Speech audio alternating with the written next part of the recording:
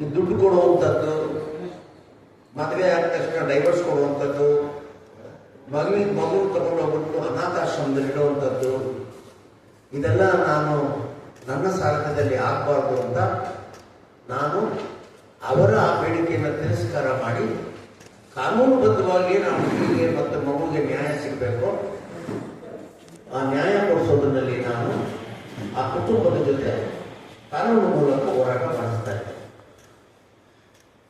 ಹಂತವಾಗಿ ಯಾರ್ಯಾರೇನೇ ಮಾತಾಡ್ತಾ ಇದ್ದಾರೆ, ನನಗೆ ಅದು ಸಂಬಂಧ ಇಲ್ಲ. ಕಾನೂನಿಗೆ ಸಂಬಂಧಪಟ್ಟ ರೀತಿಯಲ್ಲಿ ನಾನು ಹೋರಾಟ ಮಾಡ್ತಾ ಇದ್ದಂತೆ ಈ ಸಂದರ್ಭದಲ್ಲಿ ಆ 3 ಜನ, ಕೃಷ್ಣ ಜಯರಾವ್ ಅನ್ನುವಂತ ಏನು ಆರೋಪಿ ಇದ್ದಾನೆ, ಆ ಮಗುವಿನ ತಂದೆಯಾಗಿದ್ದಾನೆ, ಅದೇ ಸ್ಥಾನದಲ್ಲಿ ಆರೋಪಿಗಳಾಗಿ ಕೃಷ್ಣ ಜಯರಾವ್ ಅವರ ತಂದೆ ಜಗನ್ನಿವಾಸ್ ಅವರ ಮಗಳು ವೈಷ್ಣವಿ, ಮತ್ತೆ ಆರೋಪಿಯ ದೊಡ್ಡಪ್ಪ, ಈ 3 ಜನ ಆರೋಪಿಗಳು ಹೈಕೋರ್ಟ್ಗೆ ಬರ್ತಾರೆ, ಒಂದು ಸ್ಟೇ ತಗೋತಾರೆ. ನಾವು 4 ಜನ ಚಾರ್ಜ್ ಶೀಟ್ ನಲ್ಲಿ ಇದ್ದೇವೆ, ನಮ್ಮನ್ನ 3 ಜನರನ್ನ ಕೈ ಬಿಡಿ ಅನ್ನಂತ ಕೇಸನ್ನ ರಿಟ್ ಆಗ್ತಾರೆ. ಅವ್ರಿಗೆ ಸ್ಟೇ ಸಿಗುತ್ತೆ. ಅದನ್ನು ಮುಂದುವರಿಸಿ ನೆಕ್ಸ್ಟ್ ಕೃಷ್ಣ ಜಯರಾವ್ ಒಂದು ರಿಟ್ ಆಗ್ತಾರೆ, ನಮ್ಮ FIR ಅನ್ನ ಸ್ಕ್ವಾಶ್ ಮಾಡಿ ಅಂತ. ಕೋರ್ಟು ಹೈಕೋರ್ಟ್ ಏನ್ ಮಾಡುತ್ತೆ, ದೀರ್ಘವಾದಂತ ವಿಚಾರಣೆ ನಡೆಸಿದ್ದೆ. ಅದನ್ನು ನೀವೆಲ್ಲರೂ ನೋಡಿ. ಈ ದೇಶದಲ್ಲಿ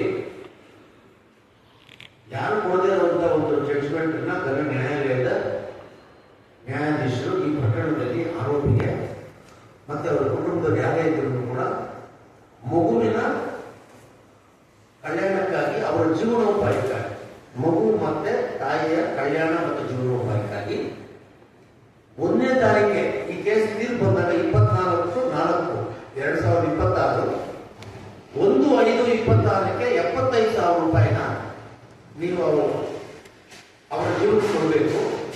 ಪ್ರತಿ ತಿಂಗಳು ಕೂಡ 75,000 ರೂಪಾಯಿಗಳನ್ನ ಕೊಡಬೇಕು.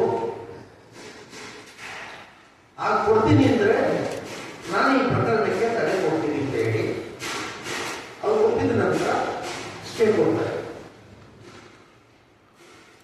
ಸ್ಟೇ ಕೊಟ್ಟಂತ ಸಂದರ್ಭದಲ್ಲಿ ಅವರೊಂದು ಅಡ್ಮಿಟ್ ಮಾಡ್ಕೊತಾರೆ.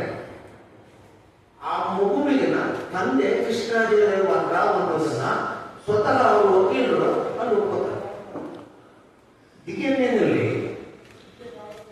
ಅವರ ಅಪ್ಪನೇ ಕೃಷ್ಣ ಜಯರಾವ್ ಅಂತ ರಿಪೋರ್ಟ್ ಬರೋವರೆಗೂ ಕೂಡ ಆ ಫ್ಯಾಮಿಲಿ ಆ ಮಗುನೇ ನಂದಲ್ಲ ಅಂತ ಇದೆ. DNA ಬಂದ ಮೇಲೆ ಆ ಮಗು ನಮ್ದು ಅಂತ ಅಡ್ಮಿಟ್ ಮಾಡ್ಕೊತಾರೆ. ಆಗ ಕೋರ್ಟ್ ಹೇಳುತ್ತೆ, ನಿಮ್ಮಿಬ್ಬರು ಇದಕ್ಕೆ 20 ವರ್ಷದ ಹುಡುಗಿನ ಅವಳ ಕನಸನ್ನ ಚಿತ್ರ ಮಾಡಿಬಿಟ್ಟು ಮಗುನ ಮತ್ತೆ ಮಗಳನ್ನ, ಹೆಣ್ಮಗುನ ನಾವು ನಿರ್ಲಕ್ಷ್ಯ ಮಾಡೋದಕ್ಕಾಗೋದಿಲ್ಲ. ಅವ್ರು 75,000 ರೂಪಾಯಿ ಕೊಟ್ಟರೆ ಸ್ಟೇ ಕೊಡ್ತೀನಿ ಅಂತ ಅದೇ ಪ್ರಕಾರ ಸ್ಟೇ ಕೊಡ್ತಾರೆ. ಆ ಸಂದರ್ಭದಲ್ಲೂ ಕೂಡ ಮಾನ್ಯ ನ್ಯಾಯಾಲಯ ಹೇಳುತ್ತೆ, ಈ ಪ್ರಕರಣ ಒಳ್ಳೆ ರೀತಿಯಲ್ಲಿ ಮುಕ್ತಾಯ ಆಗಬೇಕು ಅಂದ್ರೆ ನೀವು ಮದುವೆ ಮಾಡ್ಕೊಂಡ್ಬಿಟ್ರೆ ಆಯ್ತು ಅಂತ ಅಭಿಪ್ರಾಯ ಮಾಡ್ತಾರೆ. ನಡೀತಾ ಚರ್ಚೆ ನಡೀತೆ, ನೀವು ನೋಡ್ತೀರಿ, ಯೂಟ್ಯೂಬ್ನಲ್ಲೆಲ್ಲ ನೋಡಿರ್ತೀರ. ಅದನ್ನು ಮುಂದುವರಿಸಿ ಈ ತರ ಒಂದು ಸ್ಟೇನ ಕೊಡ್ತಾರೆ. ಸ್ಟೇ ಕೊಟ್ಬಿಟ್ಟು ಮುಂದೊಂದು ತಿಂಗಳು 5ನೇ ತಾರೀಕಿಗೆ ಅದು ಡೇಟ್ ಇದೆ, ಬೆಂಚ್ ಬರುತ್ತೆ. ಅಷ್ಟರೊಳಗಡೆ ಇವರು 1ನೇ ತಾರೀಕಿಗೆ ದುಡ್ಡು ಕಟ್ಟಬೇಕು, 75,000 ರೂಪಾಯಿ ಕಟ್ಟಬೇಕು. ಆದ್ರೆ ಇವತ್ತಿನವರೆಗೂ ಕೂಡ, ಇವತ್ತು ನಾನು ನಿಮ್ಮ ಮುಂದೆ ಕೂತಿರೋ ಈ ಕ್ಷಣದವರೆಗೂ ಕೂಡ ಒಂದೇ ಒಂದು ರೂಪಾಯಿನೂ ಕೂಡ ಆ ಹುಡುಗಿ ಅಕೌಂಟ್ ಹೋಗಿಲ್ಲ. ಆ ಹುಡುಗಿ ಅಕೌಂಟ್ ಮತ್ತೆ ಯಾರು ಕಳಿಸ್ಬೇಕು ಅನ್ನೋದನ್ನ ನಾವು ಸಂಬಂಧಪಟ್ಟಂತ ಸೀನಿಯರ್ ಕೌನ್ಸಿಲ್ ಯಾರು ಆ ಹುಡುಗನ ಪರ ವಾದ ಮಾಡಿದ್ರು ಅವ್ರಿಗೆ ಕಳಿಸ್ಕೊಟ್ಟಿರ್ತೀವಿ, ಕೋರ್ಟ್ ಮಾಹಿತಿ ಕೊಟ್ಟಿರ್ತೀವಿ. ಇಲ್ಲಿವರೆಗೂ ಕೂಡ 1 ರೂಪಾಯಿ ಕೊಟ್ಟಿಲ್ಲ. ಅಂದ್ರೆ ಈ ರಾಜ್ಯದಲ್ಲಿ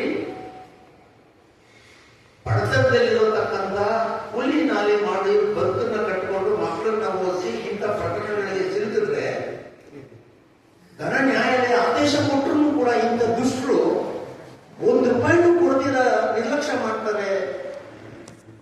ಆದೇಶವನ್ನು ಧಿಕ್ಕರಿಸ್ತಾರೆ ಅಂತ ಅಂದ್ರೆ ಇವರು ಎಷ್ಟು ಮಟ್ಟಿಗೆ ಕಾನೂನನ್ನ ಬೆಲೆ ಕೊಡ್ತಾರೆ ಅನ್ನೋದನ್ನ ಈ ಸಂದರ್ಭದಲ್ಲಿ ನಿಮ್ಮ ಗಮನಕ್ಕೆ ತರ್ತೇನೆ, ರಾಜ್ಯದ ಜನತೆ ಗಮನಕ್ಕೆ